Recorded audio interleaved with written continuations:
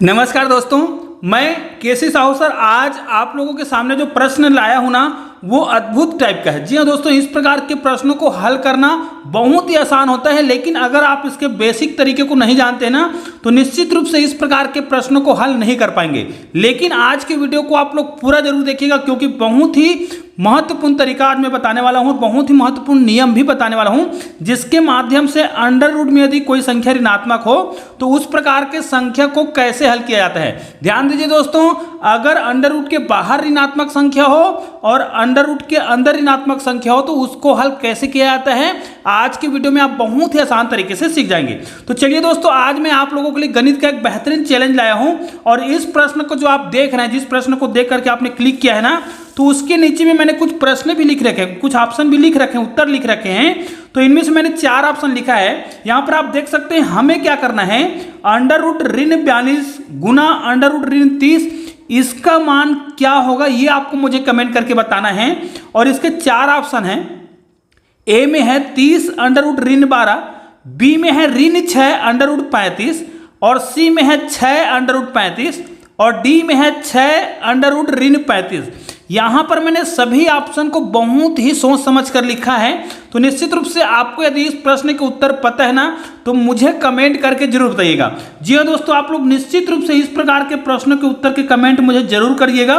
तो दोस्तों चलिए, इसको समझने से पहले हम कुछ और बेसिक तरीका सीख लेते हैं, ताकि इस प्रश्न को समझने में हमें आसानी हो। इसके लिए मैंने एक और प्रश्न लिख रखा है। यहां पर देखिए, इस प्रश्न को हमने अलग प्रकार के पैटर्न का लिया हुआ है, क्योंकि हम जानते हैं कि अंडर रूट वाले संख्या को गुना भाग करने हमें आना चाहिए, जोड़ना घटाना आना चाहिए। लेकिन यहां पर देखिए, यहां पर जो हमने संख्या लिया है, अगर आपको इस प्रश्न के भी उत्तर अगर पता है ना तो मुझे कमेंट करके जरूर बताइएगा इस प्रकार के प्रश्नों के उत्तर क्या होगा।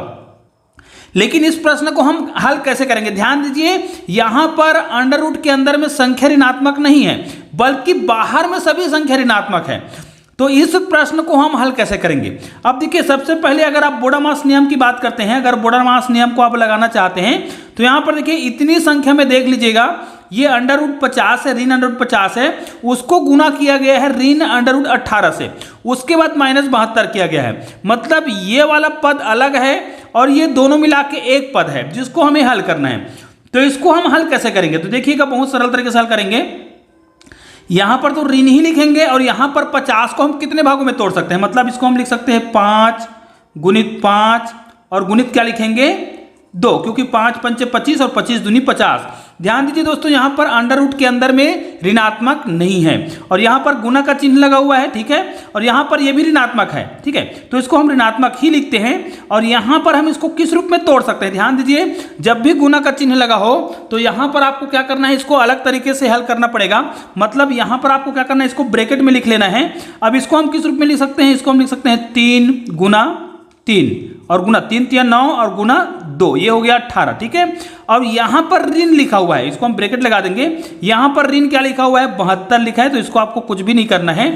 अब देखिए, ये जो पद है, ये जो पद है, ये वाला पद है ना, इतना पद जो है वो दोनों का गुना हुआ है। अब गुना जब होता है ना तो ऋण का ऋण से गुना करेंगे तो कितना हो जाएगा, प्लस हो जाएगा। अब इतने भाग को हम एक ही अंडर रूट में लिख सकते हैं, क्योंकि ये दोनों एक ही पद है, ठीक है, क्योंकि गुना का चिन्ह है तो इसको हम गुना करेंगे।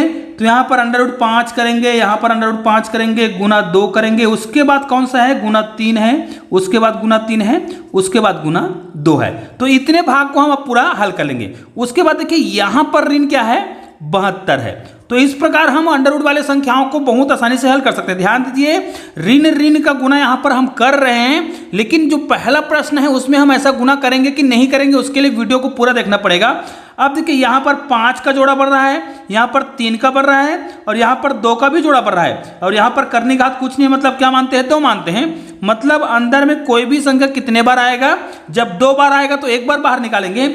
मतलब इसमें तो 5 का भी जोड़ा बन गया है ना, 3 का भी जोड़ा बन गया है, और 2 का भी जोड़ा बन गया है। मतलब यहां पर सभी संख्या जो है रूट से बाहर निकल गया।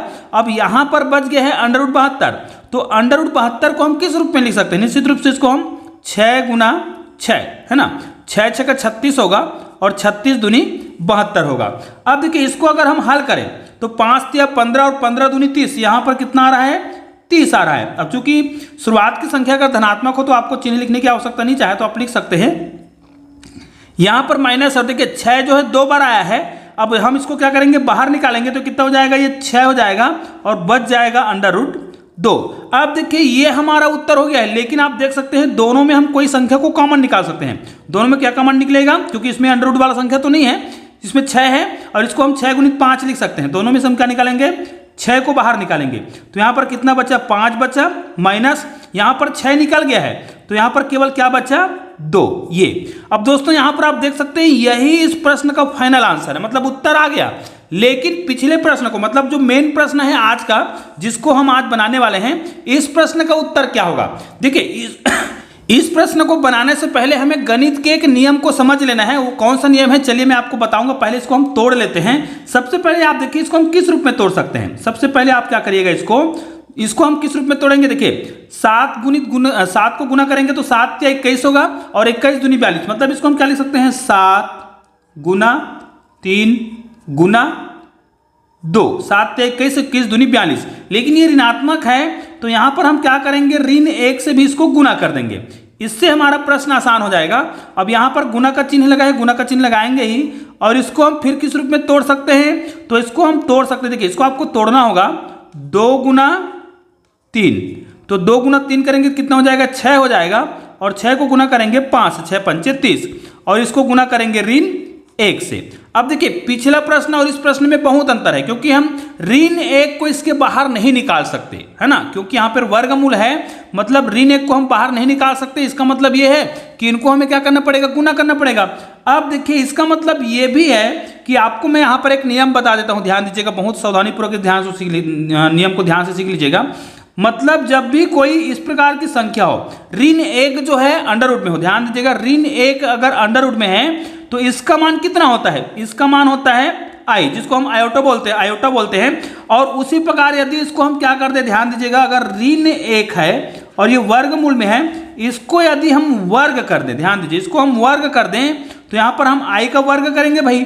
अब i का जब वर्ग करेंगे तो ये वर्ग जो है वर्गमूल को कटा देगा, मतलब यहाँ पर ऋण 1 आएगा। इसका मतलब क्या समझ आया कि i² का जो वैल्यू होता है वो कितना होता है, ऋण 1 होता है ना, जिसको हम आयोटा बोलते हैं। तो इसका मतलब ये है i का स्क्वायर = कितना हो रहा है, ऋण 1 हो रहा है। और ये एक बहुत ही महत्वपूर्ण नियम है, ठीक है। इस नियम को और ये वाला जो 2 सूत्र मैं आपको बता रहा हूं, ये दोनों ही सूत्र बहुत ही महत्वपूर्ण हैं, क्योंकि इन्हीं का उपयोग अभी हम प्रश्न में करने वाले हैं। अब देखिए ये प्रश्न को जब हम हल करेंगे तो इसको हम किस रूप में लिख सकते हैं। अब देखिए ऋण i है, यहां पर भी ऋण i है। अब यहां पर जो संख्या है, यहां पर संख्या, इनका तो हम मल्टीप्लाई करेंगे। तो देखिए कोई भी संख्या अगर 2 बार आया हो, तो चलो मैं यहां पर वर्गमूल लगा लेता हूं, ठीक है। अब यहां पर देखिए 7 × 3 × 2 है, तो इसको मैं लिख देता हूं 7 × 3 × 2 इसको मैं लिख सकता हूं 2 × 3 × 5, ठीक है, ये हमने लिख लिया। अब यहां पर आपको समझ आ गया है कि यहां पर भी ऋण i है ना, मतलब यहां पर ऋण √1 लिख सकते हैं इसको भी, और यहां पर भी हम क्या लिख सकते हैं, ऋण √1, ठीक है, दोनों का मतलब एक ही है। अब यहां पर हम क्या करेंगे, देखिए अब स्टेप आपको बहुत आसानी से समझ आ जाएगा। जिसका जोड़ा बन गया है, जैसे देखिए यहां पर इनका जोड़ा बन रहा है, 2 का जोड़ा बन रहा है, यहां पर किसका जोड़ा बन रहा है, 3 का बन रहा है। तो जिनका जोड़ा बन रहा है उसको हम बाहर निकाल लेंगे, 3 का जोड़ा बन रहा है और 2 का बन रहा है। लेकिन भाई हमारे पास 7 का और 5 का जोड़ा नहीं बन पा रहा है। और यहां पर देखिए अब इसका उत्तर हमें पता है, इसका मान हम क्या लिखेंगे, ऋण √1 का मान क्या लिखेंगे, i लगाएंगे। तो यहाँ पर i × i हो जाएगा, क्योंकि दोनों का मान i लगाएंगे। अब देखिए यहाँ पर 3 दूनी 6 हो गया है, और यहाँ पर √ कितना हो गया है, 7 × 5 = 35। अब देखिए इसका मान कितना हो जाएगा, इसको हम लिख सकते हैं i², ठीक है। और i² का मान अब मैंने आपको अभी बताया है, इसका मान कितना आएगा, ऋण 1 आएगा। तो यहाँ पर ऋण 1 को हम क्या लगा देंगे, सामने लिख देंगे, यहाँ पर आ जाएगा ऋण 1, ठीक है। और यहाँ पर क्या हो जाएगा, ऋण 35, ठीक है, सॉरी यहाँ पर 35 होगा जी, है ना, 35 होगा। अब देखिए ऐसा ही ऑप्शन आपको ऊपर में मिला होगा, जो बिल्कुल क्या है, परफेक्ट आंसर है। तो दोस्तों आप लोग सभी जानते हैं, मैं आपको यहाँ पर एक बेसिक चीज बता देता हूँ। तो ये तो हमारा फाइनल आंसर आ गया है। ऊपर में मैंने आपको देखिए ऑप्शन दिया था, ये वाला दिया था, है ना, फिर ये वाला ऑप्शन भी मैंने दिया था। तो हमारा कौन सा ऑप्शन बिल्कुल परफेक्ट है, ऋण 6/35। लेकिन आपको मैं एक बेसिक चीज आपको बताने वाला हूं।